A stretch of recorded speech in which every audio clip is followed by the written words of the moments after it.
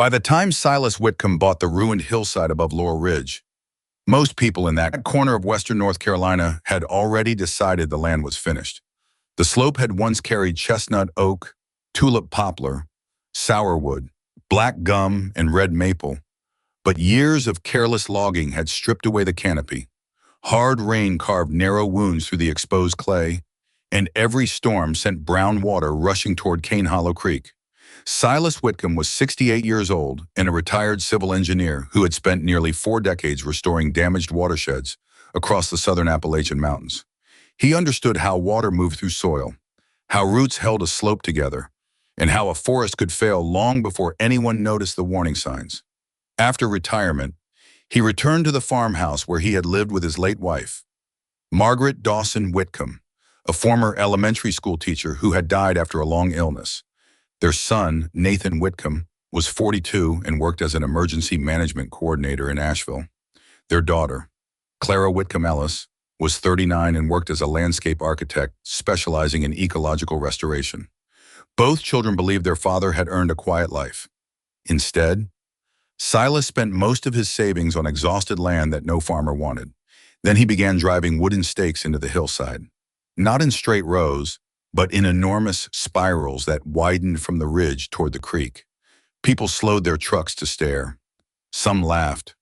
Others said grief had finally taken something from him that age had spared. Silas never argued. Each morning before sunrise, he carried native saplings uphill and planted them precisely where the stakes curved through the broken ground. The joke spread quickly through Laurel Ridge.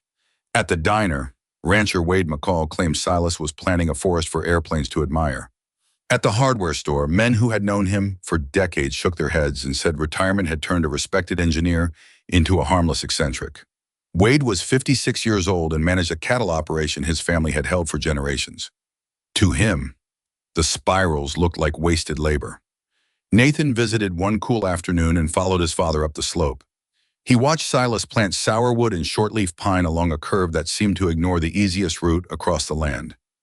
Nathan asked why he did not use ordinary contour rows. Silas pressed the soil around a young root ball and said the mountain had already drawn the plan. Nathan waited for a clearer answer, but none came. Clara arrived several days later with survey maps and digital elevation models. She studied the spacing, the changing radius of the curves, and the way each spiral crossed shallow depressions. Nothing was random. Still, she could not identify a standard forestry method that matched it.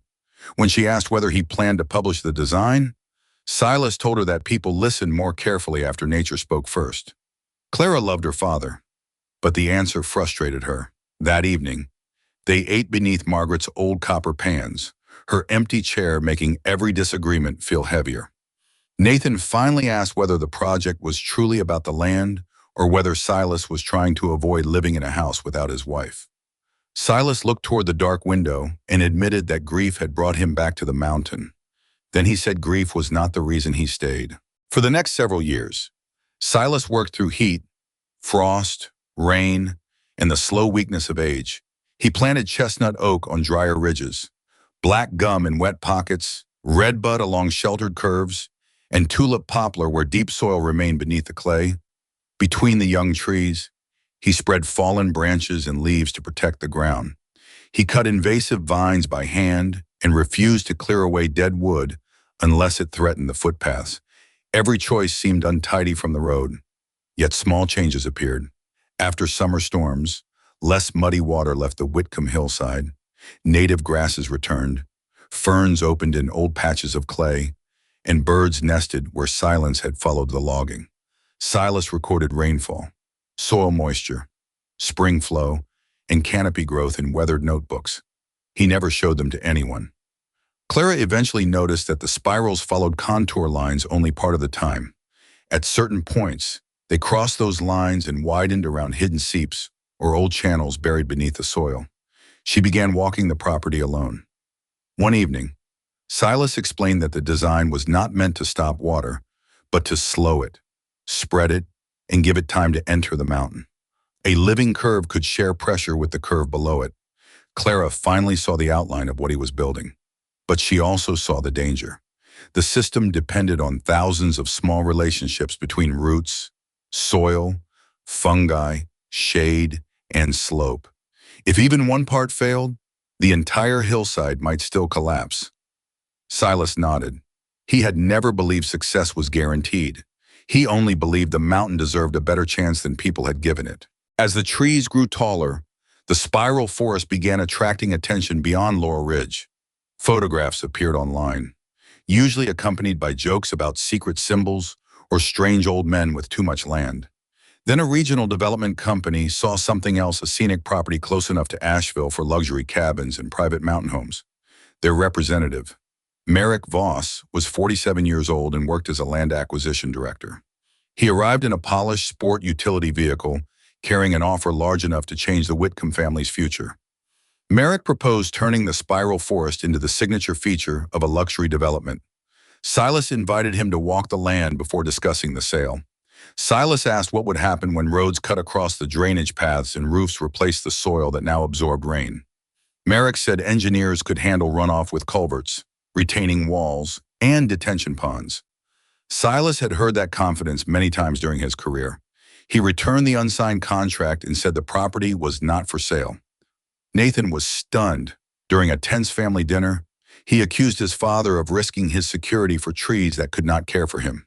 He said every generation eventually chose whether to leave behind something expensive or something valuable. The two were not always the same. Nathan left angry, carrying guilt beneath the anger.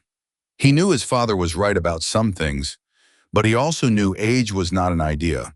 It was a body wearing down, a hand beginning to shake, a man who still climbed alone because he refused to admit the mountain had become steeper. The stroke came on a cold afternoon near the highest spiral.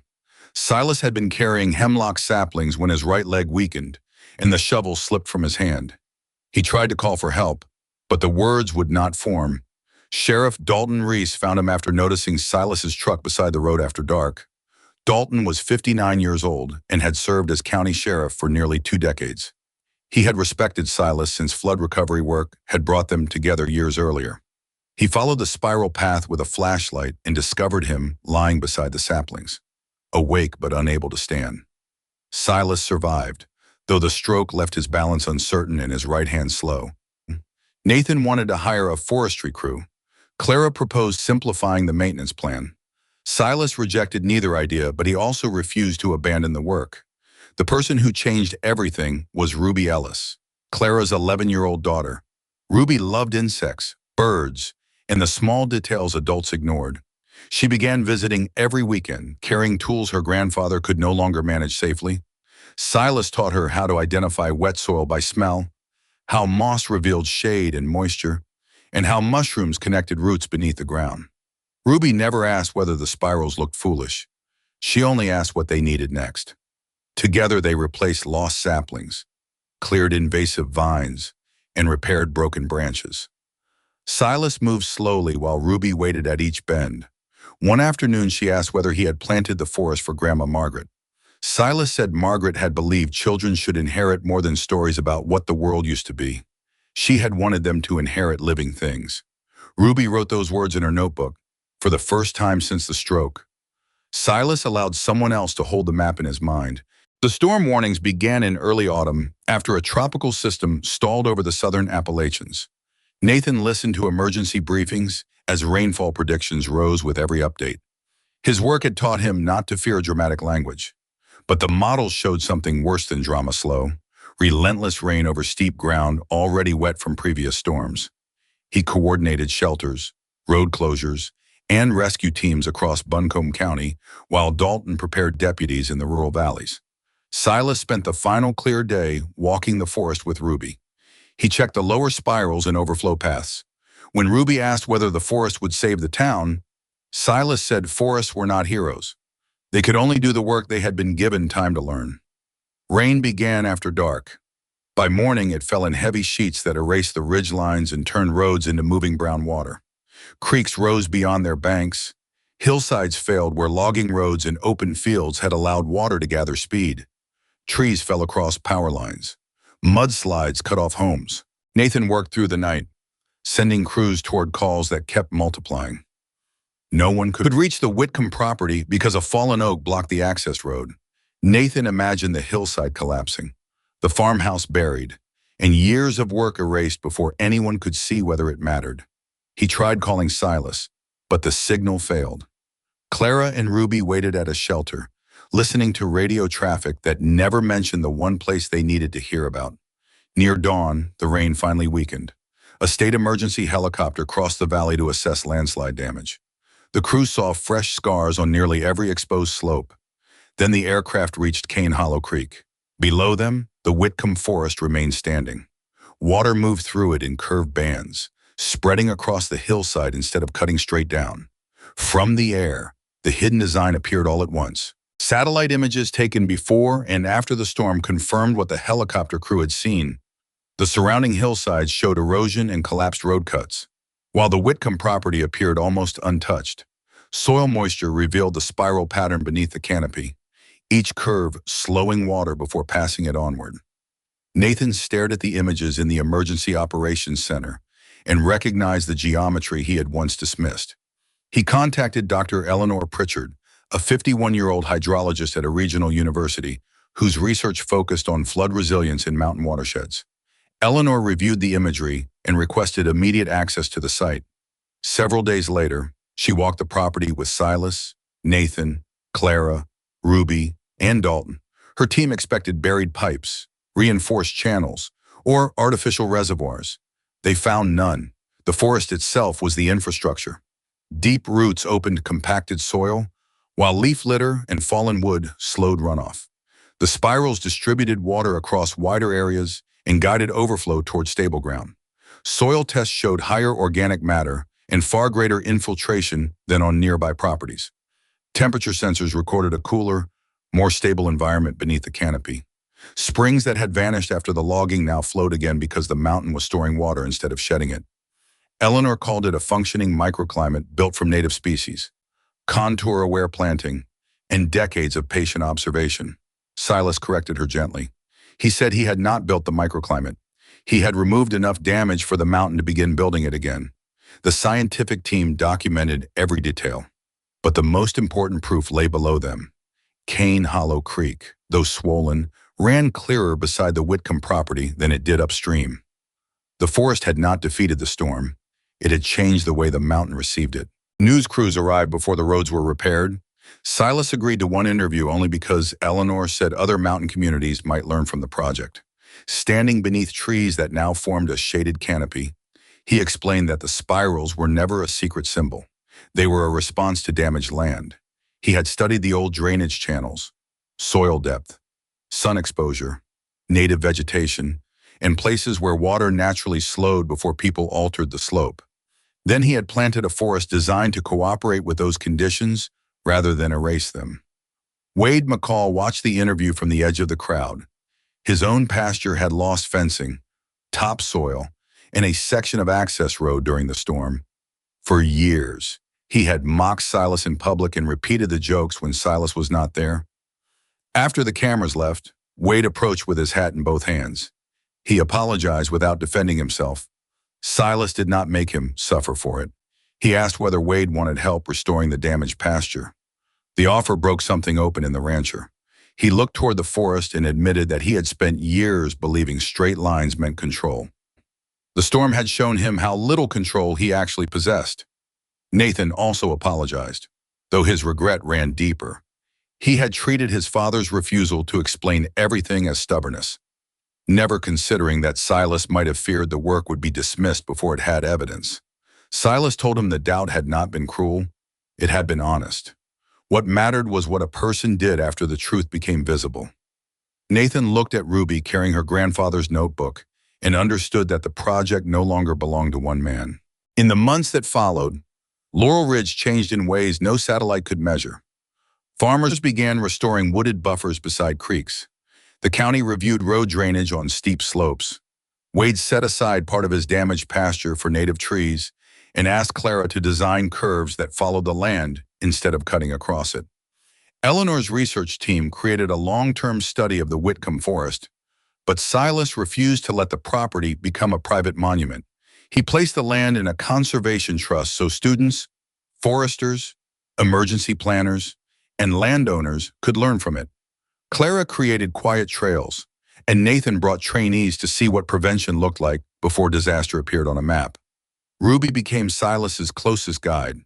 She could explain why black gum belonged near the wet pockets, why leaf litter should remain on the ground, and why a fallen tree was not always waste. Silas grew weaker, but he no longer feared the work would end with him. One spring morning, he and Ruby climbed to the highest overlook. Mist rested among the ridges, and Cane Hollow Creek moved below them with a steady sound. Silas told her that people would remember the storm because destruction was easy to see. He hoped she would remember all the quiet years before it, when nothing dramatic happened and the forest was simply learning how to live. Ruby promised she would. She opened Margaret's old teaching bell, which Clara had found in the farmhouse attic, and rang it once beneath the trees. The sound traveled through the canopy, small and clear, like a classroom beginning again. Silas Whitcomb died peacefully 2 winters later in the farmhouse overlooking the spiral forest. He was 78 years old. Nathan found him in his chair beside the window, one hand resting on Margaret's photograph and the other on Ruby's latest field notebook. His death brought grief to Laurel Ridge, but not the hollow grief that follows an unfinished life. At the memorial, no one called him eccentric. Wade spoke about forgiveness. Eleanor spoke about his contribution to watershed restoration. Clara spoke about a father who let her question him. Nathan said the most important rescue may happen years before anyone calls for help. Ruby said very little. After everyone left, she walked alone to the highest spiral and planted a young chestnut oak beside the place where Silas had once collapsed. She pressed the soil around its roots exactly as he had taught her, then opened his oldest notebook. On the final page, she found one sentence written in his unsteady hand. "A mountain does not need us to save it. It needs us to stop teaching it how to fail." Years later, the spiral forest remained green through drought, steady through rain, and open to anyone willing to learn. From the air, its curves still look mysterious. From the ground, they felt simple roots holding soil, shade holding moisture, and one generation making room for the next. And perhaps that is why Silas's story matters. The work that protects others is often quiet. It may look foolish before it looks necessary. It may receive laughter long before it receives gratitude. But when it is done with patience, humility, and love, it can outlive the person who began it. If this story touched something in you, subscribe to the channel and stay with us for more stories about ordinary people whose quiet choices leave the world gentler than they found it. Somewhere, someone is planting a future they may never live to see, and their story deserves to be remembered.